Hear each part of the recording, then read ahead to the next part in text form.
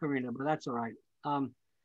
Uh, Unless you can do that for me somehow, I'll just read the bios. Well, all four of these wonderful singers have sung with me and my New York virtuoso singers many times, really, over the years, both as soloists and as choral members. I'll start with countertenor Eric Brenner. Raise your hand, Eric. I can't see anything, but go ahead. Has been privileged to perform on many of the world's premier halls, premier stages with many of the world's finest conductors, including performances at Carnegie Hall and Avery Fisher Hall. Eric is a frequent alto and soprano soloist in Handel's Messiah with the choir of Trinity Wall Street. Confirm that you can hear me, Karina? Yes, we can hear you, Harold. And once you're done with that, I can help you see everybody on the screen. Okay. And Eric has had the chance to sing roles written especially, and also at St. Thomas Church with John Scott, besides Trinity Wall Street. And an avid proponent of new music, Eric has had the chance to sing roles written especially for him in several new works here and abroad, including the Vox Contemporary Opera Lab of New York City. Of course, these bios I'm keeping really short so we can get right to our business, but let me talk about Andrew Fuchs, a versatile soloist and ensemble singer. Tenor Andrew Fuchs' repertoire includes an abundance of early and new music ranging from the sacred masterworks to a video opera about cloning sheep. He played the role of the evangelist in my performance of Bach's St. Matthew Passion.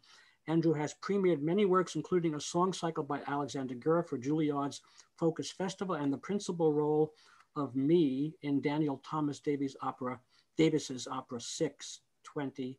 I'm reading this. Andrew, I don't know what I'm reading here, but 6:20, outrageous, with American Opera Projects. Andrew holds degrees from the University of Kansas and Stony Brook University and is an alumnus of the Tanglewood Music Center. Tenor Alex Guerrero has sung in various opera roles and as a concert soloist, for example, with William Christie in Zankel Hall and in concert with the American Symphony Orchestra at Lincoln Center. He was a featured soloist on the Grammy-nominated Tanya Leon's crossover album in Nura for voice, strings, and percussion.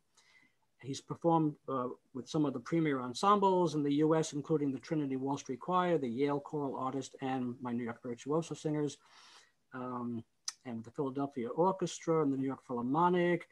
And he's been performing with the extra chorus at the Metropolitan Opera for several seasons. And in 2019-20, that was his debut season with the core supplementary chorus at Lyric Opera of Chicago. And baritone Thomas Mccogger has established himself as both a soloist and sought-after ensemble singer in New York City and around the United States. Notable performances include Jacob Cooper's Ripple the Sky at the Kennedy Center, Steve Reich's Three Tales with Ensemble Signal at the Walt Disney Concert Hall, a recital of American art song at the Princeton University Art Museum, and Reich Richter Pert at the Shed.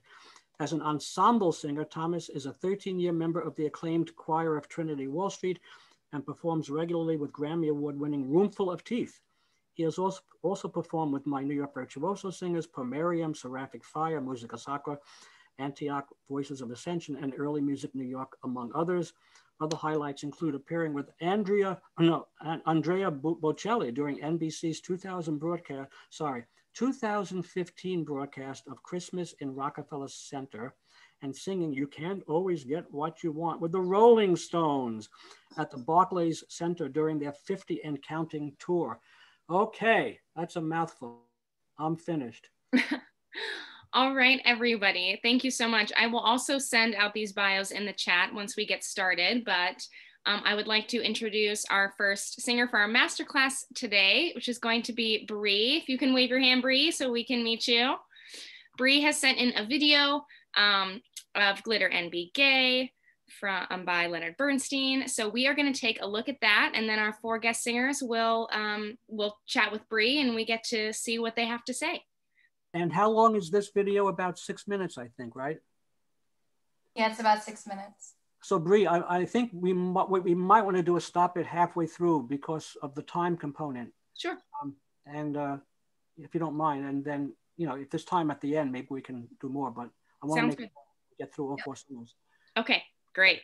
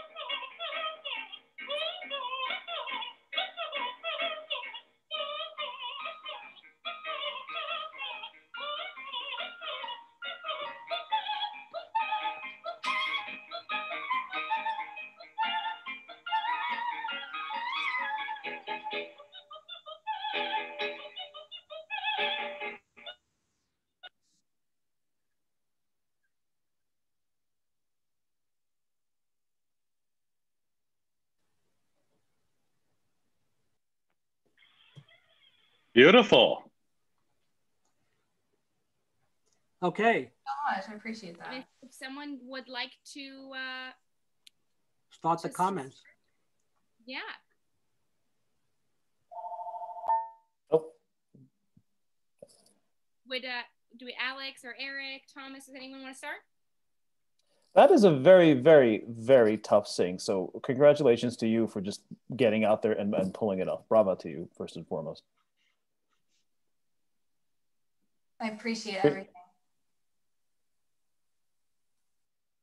Yeah, Bree, excellent job. Yeah, I mean, I'll agree with Alex that that's one of the tougher pieces in the soprano repertoire. One thing I would say, and again, any comments that I make or that we make are not to be seen as being, you know, too persnickety or so forth. The whole reason that we're here is to learn. So take it for what it is in that regard.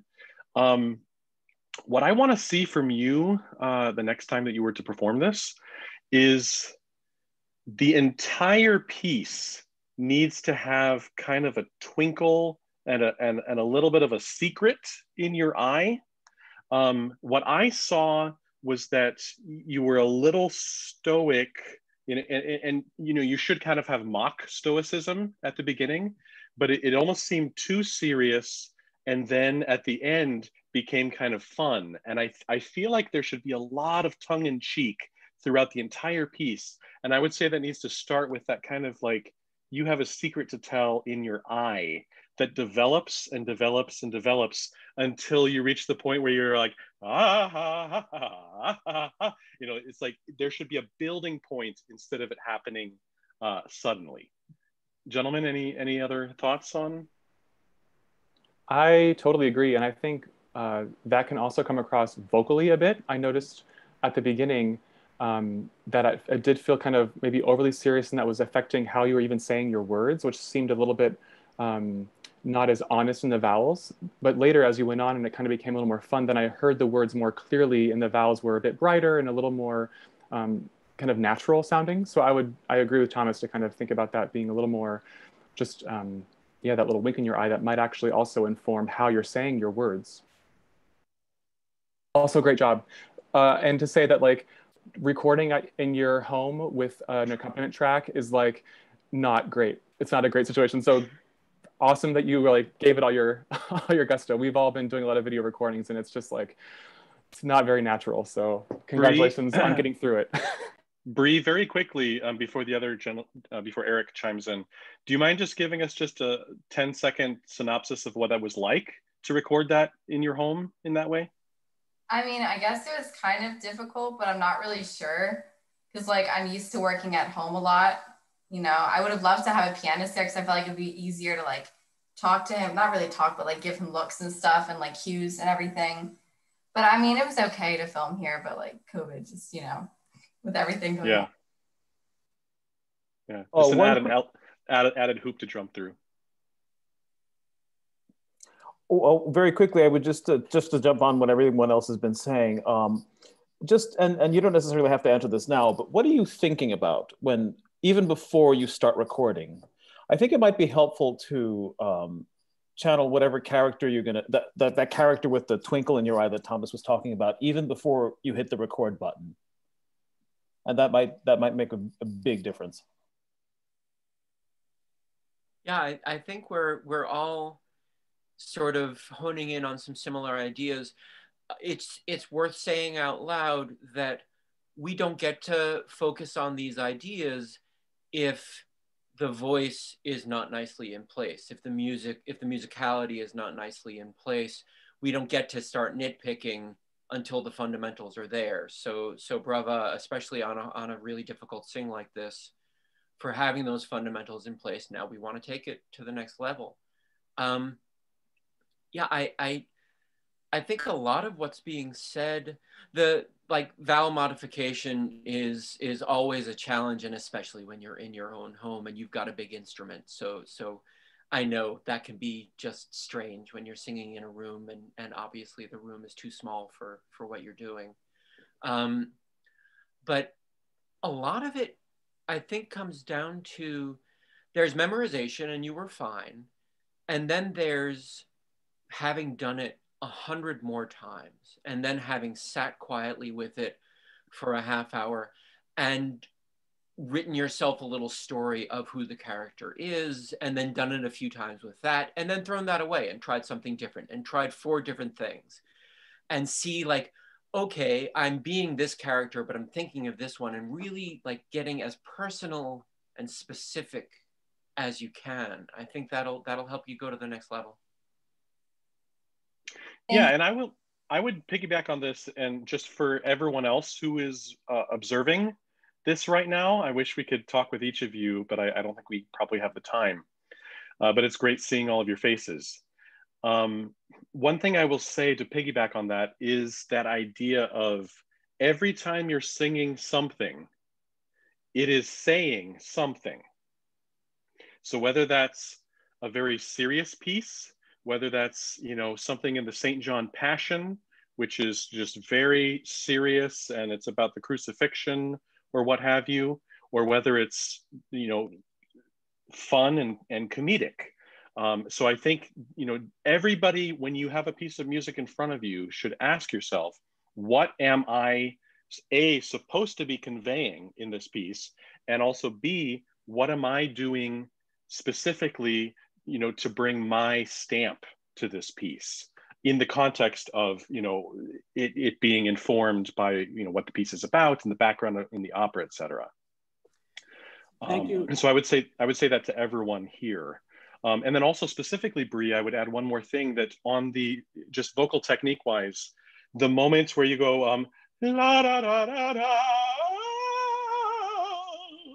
that moment, to me, that felt also a little sudden, and it didn't have quite as much meaning, because it felt like you did it because it was written on the page.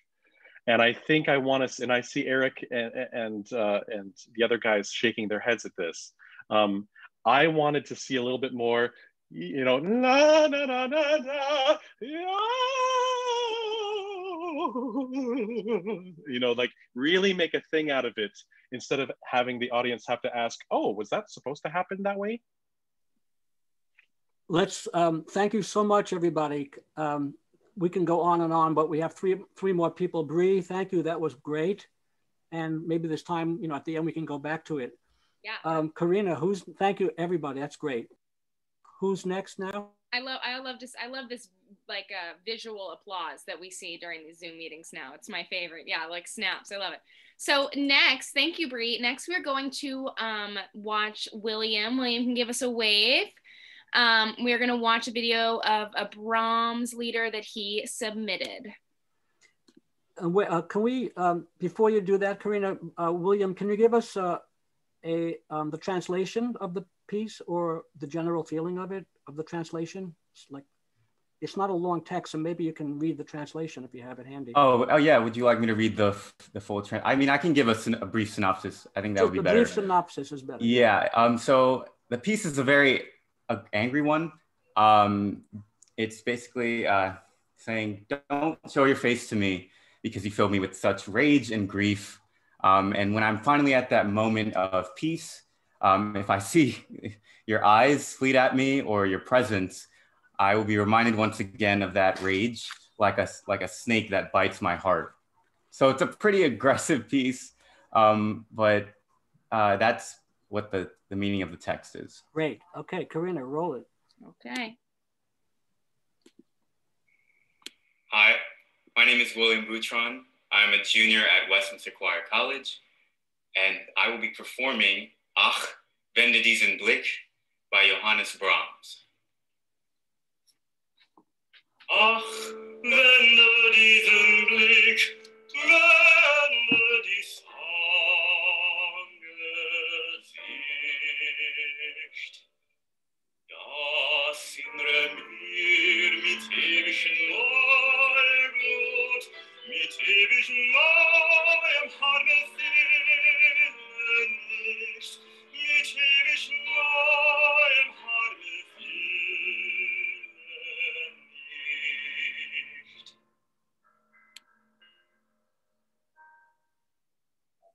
Wenn einmal die gequälte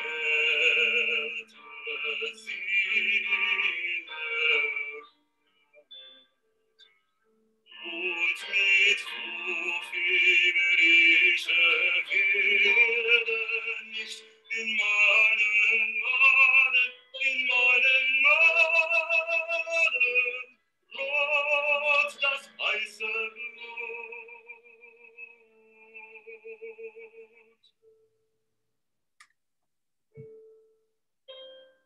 Ein Strahl, ein flüchtiger von deinem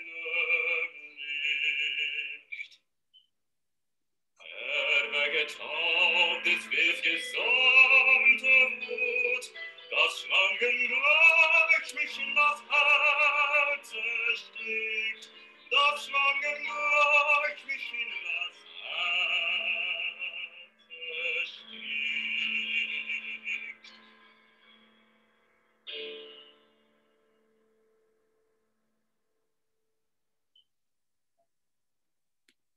Okay, very nice. Very nice, William. Who wants to start?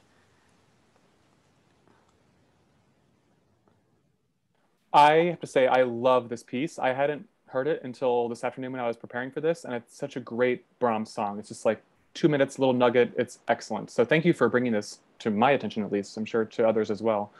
One thing that struck me about this is that we don't ever really get a resolution harmonically until the very end. The first chord we hear is a first inversion in the, I think, I'm not sure what key you're singing it in. It's not what I have printed, but we never ever get a firm tonic chord until the very end. And I think there's something very exciting about that kind of ever unwinding thread of tension. And I wish we had, you know, a better audio system with more of the accompaniment, because I think we would hear even more of that beautiful kind of Brahms tension throughout. But I think you're doing a great job of kind of following that rolling sensation. And I think you could even do more of it by looking at the dynamics that he writes. There's a few important sforzandos that I think would even add even more of that kind of Brahms sauce. But I think you're on a great track with this. I think you could just make it even more dramatic than what it is. And not like vocally, not screaming, just being more aware of those points where there is more tension and where you can then release.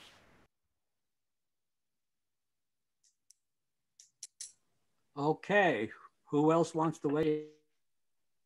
William, are you a baritone or are you a tenor? I just call myself bass baritone. Okay. Yeah, great. Because I definitely hear a little bit of a tenorial quality there, which I've heard my entire career, all the time. I would never call myself a tenor though. I usually sing lower, but I sing baritone for the solo wise. Yeah. Yeah. But on a piece like this, I think the one comment I would have would be, even if you're a bass baritone, don't bring up too much weight on the upper notes. There were a few spots where I felt like, especially, it feels like you're bringing up a little bit of weight. And I would say, really hear the top note before you sing it, so that instead of having the notes be on shelves, da da da, ah, ya da da, hear it, ah, so it's already kind of slotted in the air before you sing it. I think specifically, that was, I really noticed that in 2, 4, 6, 8 from the end, 8 and 7 from the end. Just really hear the pitch before you sing it, so it's already like you're bringing out the note that already exists instead of kind of bringing the effort upwards. Okay, anything from Eric or Alex? Yeah, sure. You know, piggybacking, it's what we do. We're all old friends, and we tend to be in agreement on a lot of this stuff. I think by and large, your German is really good, both in terms of just the diction and a sense of understanding. One can always do more with language, and I am more guilty than most of not doing as much as one can in terms of really knowing what you're saying at each and every moment. That being said, German has, I mean, it's so wonderful, and there are challenges like at that spot 8 from the end that Thomas was talking about, and you've got to say gleich, and that's challenging for sure. And you know, these are moments that we literally take to our teachers. These are moments that we need to woodshed and think, does that G need to be a little bit more of a K? Do I need to be placing that consonant a little bit more on the bottom and using it as springboard, or do I really need to, and you know, trying the different approaches.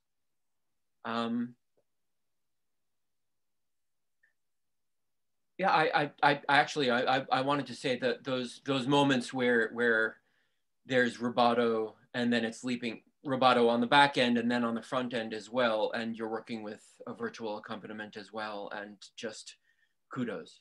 It's the challenges in this moment, and man, when all of us are working with live accompaniment again, I think the skills that we've developed now will stand us in good stead and just make it much easier, and also make us more thankful for what's to come next.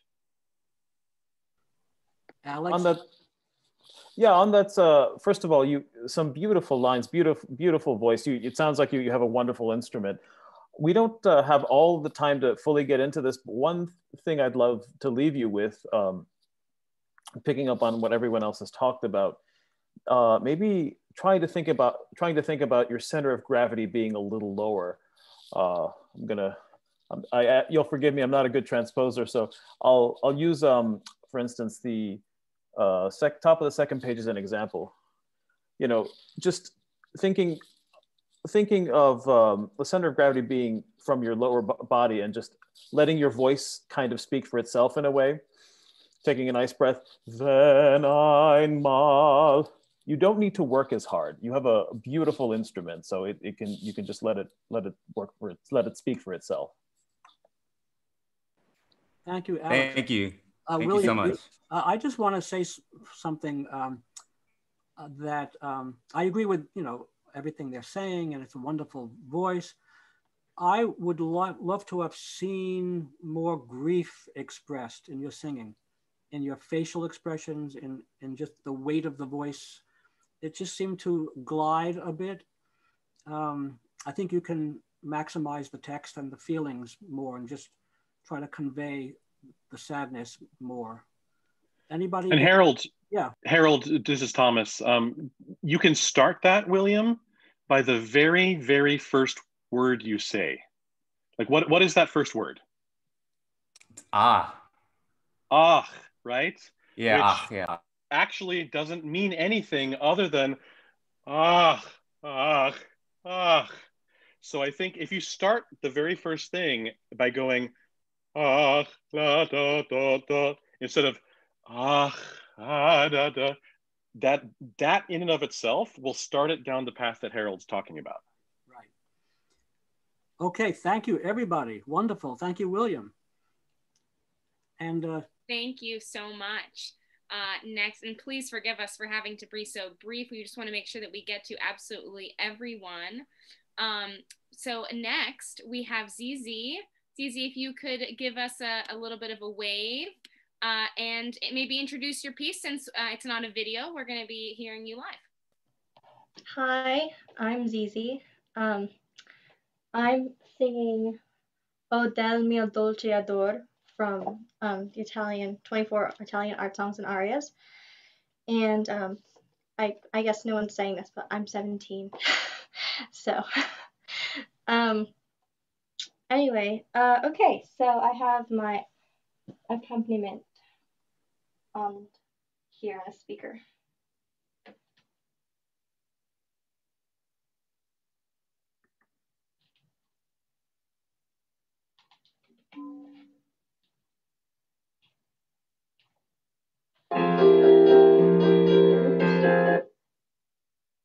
And it didn't start from the beginning. Oh, del mio dolce ardor, amato geto, amato geto, ora che tu respiri.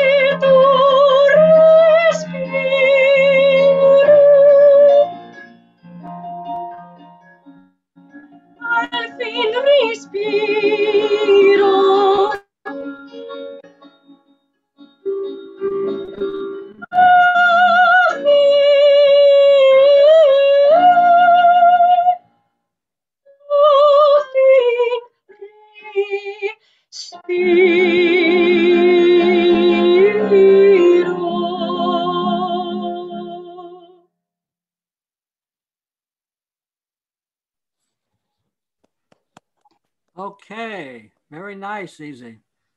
Who wants to go first? I'd love to take a shot if no one else is chomping.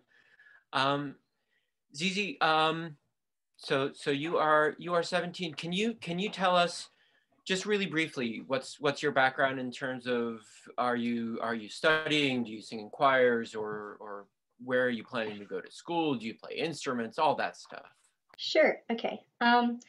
I've been studying classical for a year and a half now. More seriously this last semester. And I have been with Trinity Schola Choir for a year now and a half, I guess now. And I want to go to music school, and I would like to either double major or major minor in violin performance and voice performance. Okay. So your singing is beautiful. That's great work, and bravo to you for just stepping into this platform and doing this live in front of us. Takes some courage. Thank you for that. The thing that strikes me and that I would love to see you work on with your teachers, and this is lifelong stuff, whether you're 17 or a little bit older than 17 or even younger than 17. But what I'm hearing is maybe 3 or 4 really beautiful voices. Your middle range is beautiful. Your upper range is beautiful. Your lower range is quite beautiful. And what I'm missing is the knitting together of the voices, the some of the lower information in the upper notes, some of the upper information in the lower notes. And a lot of that's just to do with legato. I don't know if you do any work with lip trills or you know, or these are my go-tos, and I think my colleagues have similar. Just legato is really key, especially for Italian. Those are my initial thoughts. Anyone? Yeah, Eric, actually, I'll jump in right here. Just to take what he's saying just one step further, the thing that struck me, first of all, very nice job. And yes, so good to see you. But the thing that struck me is that when we are singing in Italian, we obviously, you know, people talk about Italian having the purest vowels, you know, e, I, o, u. But what you have to keep in mind is that each of those vowels is very, very close to each other. So if you go I, E, A, O, U, what am I doing to make those vowels happen? ZZ, question. Maybe you're moving your tongue slightly? Slight tongue movement and slight kind of, you know, like very, very little jaw movement, but slight lip movement. So, e, I, a, o, u. So when you're singing this piece, if you're thinking of each of those vowels being slotted in the same spot, and all you're doing is making slight modifications with your tongue and your lips, then instead of "O del mio dolce ador," you get "O del mio dolce ador." Now, what do you hear the difference between those two? They, well, the first one sounds very melded together, almost like you're really talking a sentence, and the second one's more like, these are the notes that I'm reading and saying separately. Right, right. So if you take those notes and those vowels and you string them together a little bit more, I think you're gonna even out some of the registration things that Eric is talking about. Andrew and Alex? Can I just jump in? What the second thing you did, Thomas, it sounded more like a baritone Pavarotti. That's his Twitter handle, Baritone Pavarotti. Exactly. Okay, Andrew, you want to say something, or Alex? Sure, I agree. I think registration is something that I know that I think about a lot, maybe for the better or for the worse. And it's something that's going to develop as you continue singing and thinking about how your chest voice informs your head voice and vice versa. So I wouldn't, obsess about it, but I would be curious to see if you can think about how your chest voice and maybe your speaking range can inform even your middle, and so it doesn't automatically kind of flip to a headier place. But also, being a young singer, I think you don't want to ever try to sound older or more chesty or more dramatic than you are. So I would say yes, but with some observation for sure. But it's beautiful, and I love this piece. I sing it as like a warm up sometimes because it covers like a very great octave in a little bit, of all the notes that we should be comfortable singing, and great clear vowels. So I think it's a great choice, and I think you can learn a lot from studying this piece. And Andrew, can we hear you sing the opening phrase? I am not warmed up. Okay, never mind. Neither am I, Andrew. Come on. All right, some other time. Alex. Beautiful, beautiful job. I mean, I couldn't believe you were 17 when you said that. So bravo to you, Zizi. Thank you.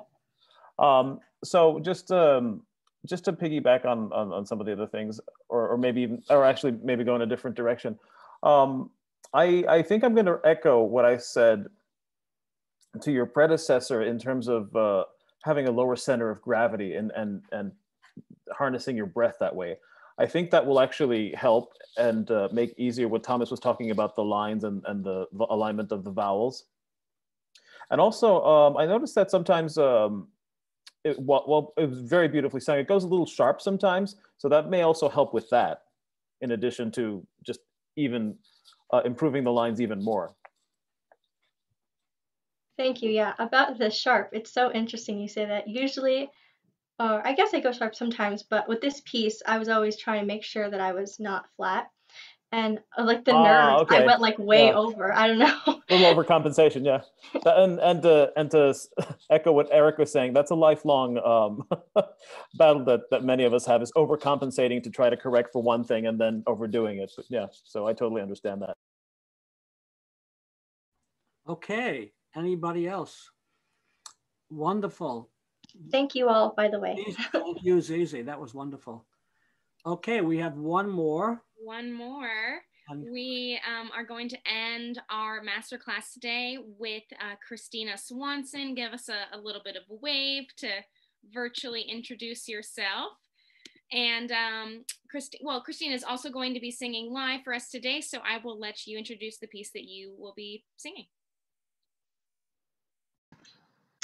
Hello, everyone. Bravi to everyone who has performed. Such a joy to hear everyone and hear feedback. I'm going to be singing The Eternal Prisoner by Menotti. This is the first of his set of 5 songs, art songs. And yes, please allow me to set up my track in this wonderful age of non-live piano. While you're doing that, I just want to say, Christina, as well as Karina, are both in my Canticum Novum singers, my wonderful volunteer group. And I don't think Eric or Alex will mind me saying, decades ago, before they launched their professional careers, they also sang in Canticum Novum, as did, I see Rick Hyman there. It's a group that has had maybe 700 or 800 people in it over the 47 years, and about 100 have gone on to sing professionally. So it's like a training choir in a sense, as well as a total joy for me since it's my baby. I wanted to say, actually, this should go in my bio, really.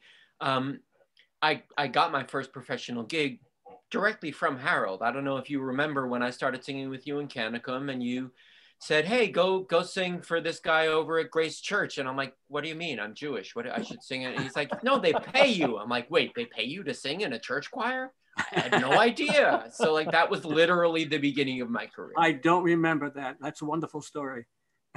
I've been an organist in churches for 51 years, and I'm Jewish, so there. Anyway. Harold, the season I was in Canticum was the season you decided to do 25 Bach cantatas for the yes. 25th anniversary. And that was my very first exposure to Bach. So I owe you a huge debt of gratitude for that. So thank you. And we did 11 cantatas in one day. Yeah, it was nuts. Nuts. I was in that concert. Who's talking? Oh, wow. Alyssa. Oh, Alyssa, hi. Hi. Oh, yeah. Long time. Wow. Well, I'm doing, just so everybody knows, I'll be very brief. Over the next 2 seasons, God willing, I'm doing all the choral movements from every one of Bach's 186 choral cantatas in concert, in 15 concerts. Anyway, back to Christina. Okay, thank you. Sorry to be so gauche, but can you all hear that? That little piano that I just Yes, played? you are good. You are good. Thank you. Good to go.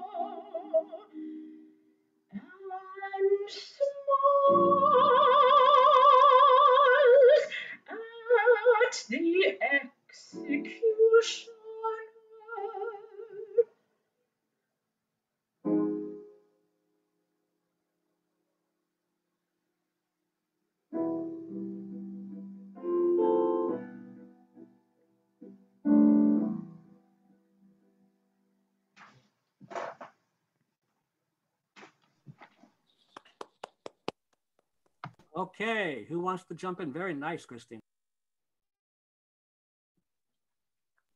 I would really love to hear that live without the benefit of fake piano and fake earbuds and whatnot.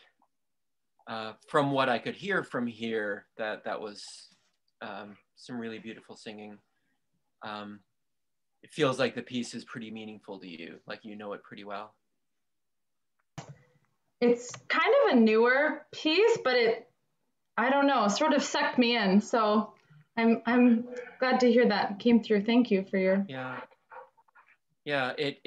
It feels like there's something personal in it for you. So yeah, new friend or old, but yeah, I mean, stay with it and keep on digging into it. I think you're on the right track so far.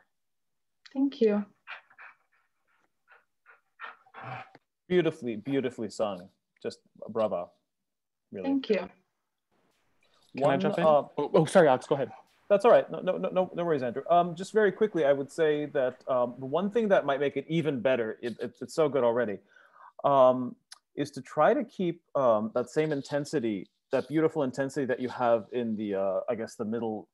I'll take the first page, for instance, and please forgive me because I also am not warmed up. But How can one age? If you can keep that same level of support in the low E that you had in the higher E, it would just, it already sounds fantastic, but if you can just even zhuzh it a little more, it would just add so much to it.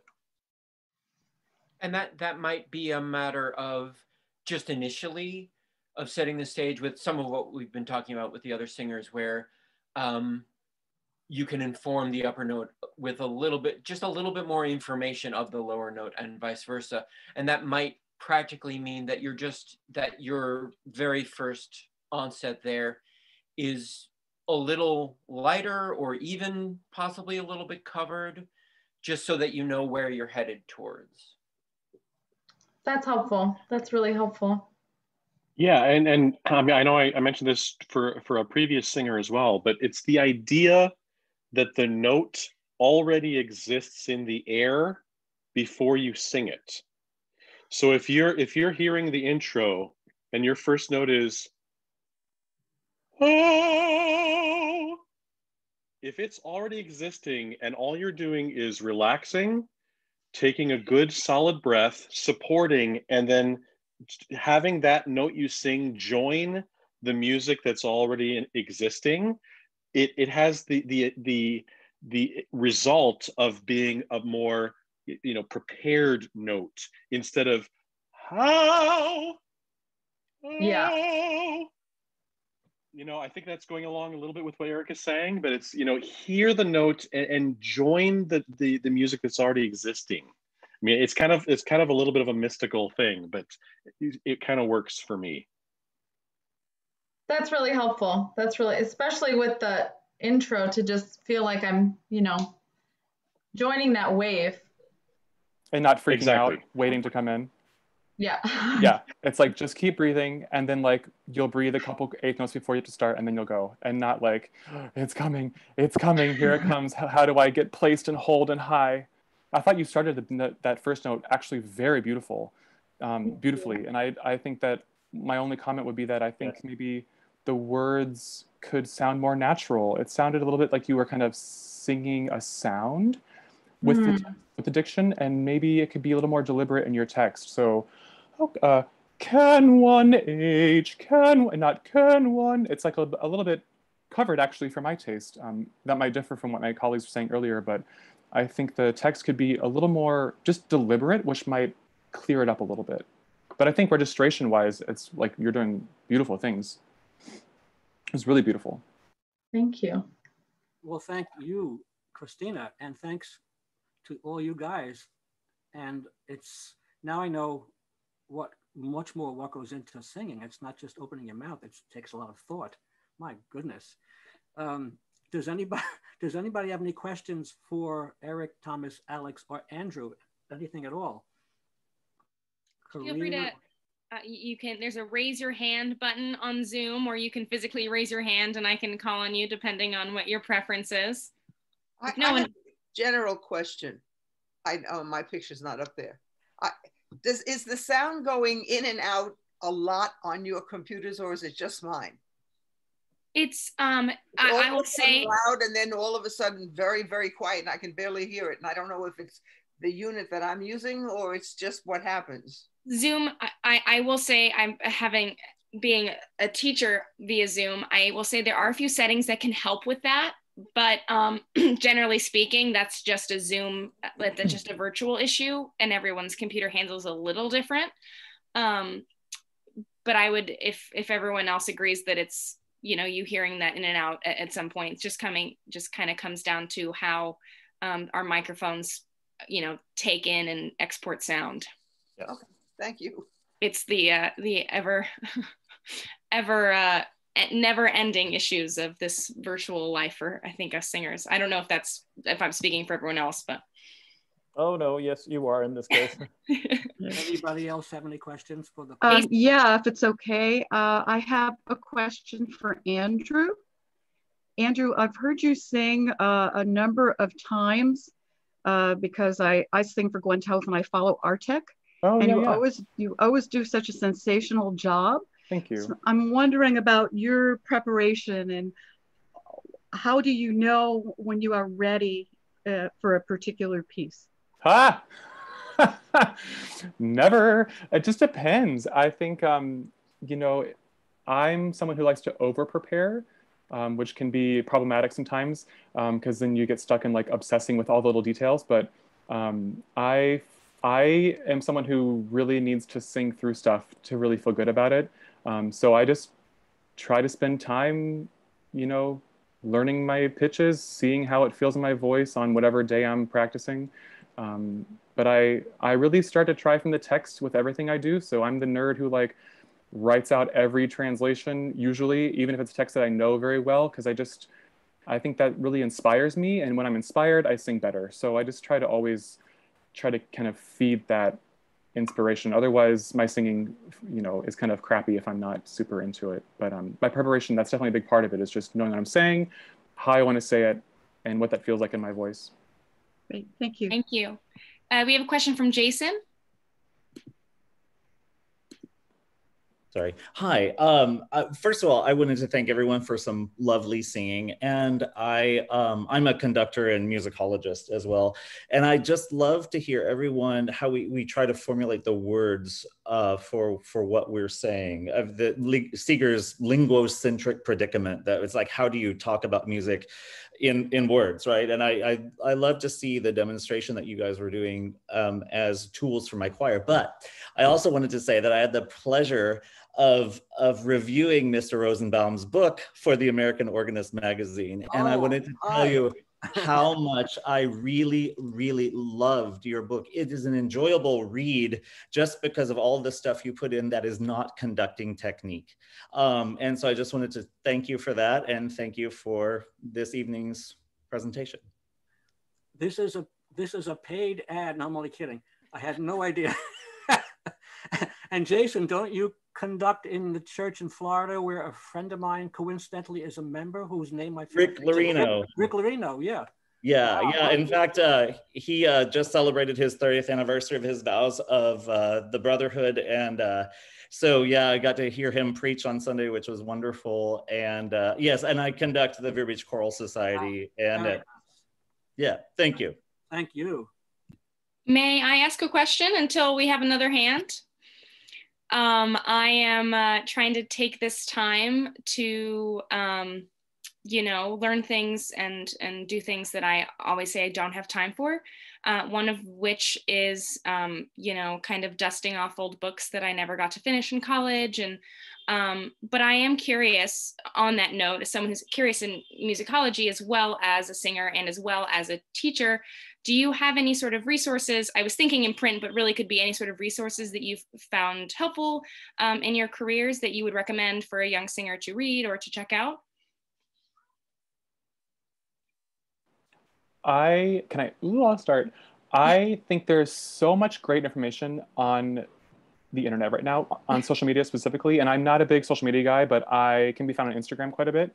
And I have seen so many great like vocal technique from great opera singers who are putting out like a quick little video and like, here's me warming up. Or I saw this thing on TikTok where a girl was talking about how to properly lip trill, and it sounds very innocuous, but it actually totally changed how I think about lip trilling. It's something very similar, like very small and kind of silly, but I think there's a lot of information out there to be had, and it might be in unexpected places like TikTok. Right. Thank you. Honestly, right now, like search Erin Morley online. Yes, she's got videos absolutely. where she sings like the best singer in the world. I actually did a gig with her about 10 years ago before 2009 Huguenots. Before she shot up into the stratosphere. But she accompanies herself and sings, and every time you watch her sing, it's literally like watching a masterclass without her saying a word. Wow. What's the spelling of her last name? Morley, I believe. Don't type in Thomas Morley or it'll go to a whole different site. I promised these four gentlemen I'd let them go at 8, so I'll stay on if anybody has any other questions. But thank you so much, Eric, Thomas, Alex, and Andrew. I'll hope to see you soon again live and make music with you again. Okay. Thank you for having us, Harold. Thank you. Thanks, Harold. It was It's a a pleasure. pleasure. Thanks so much, Harold. Thank you, everybody. Bye-bye. Stay safe. Bye-bye. Good night. Goodbye. All right. Anybody else have any questions? Don't ask me about the voice, because compared to them, I'm going to be a novice, although I have worked with a lot of soloists in my life. Yeah, any last minute questions before we wrap up for tonight? I want to thank our singers once again for joining us today. Oh yes, Jack, go ahead. Yeah, I actually sing in Jason's choir in Vero Beach Choral Society, but I'm an amateur singer, and if you're not professional, you might still have something to help me here. As you get to be an old fart, your vibrato gets to be kind of large.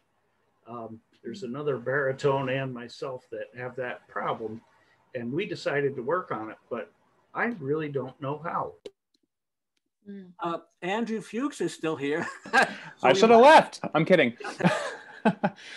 Yeah, this is, it's just kind of from what I've read and what I know from others, it seems to be a part of the aging process. Your body's always changing, obviously. But I think always thinking about keeping your support consistent is helpful. And I believe very strongly that in choir singing, sometimes when we're sitting down for long rehearsals, or maybe we're not super physically engaged, that we don't really utilize our bodies well enough to help support us. And then we end up doing things with our throats to try to keep the sound in line or whatever. So I would just encourage you to practice, standing up as much as you can, or if you are seated, to maybe like be on an exercise ball or something that would engage your core a bit more, just to help you, because like I said, our bodies change and things get a little looser in a sense. And of course, it's going to directly come across in how your voice comes out as well. But maybe, I'm not sure what kind of things you've been trying to do, but maybe going from a physical standpoint and maybe less about what the sound is, that might help you. It's a very generic, general answer. I'm sorry, I can't get more specific.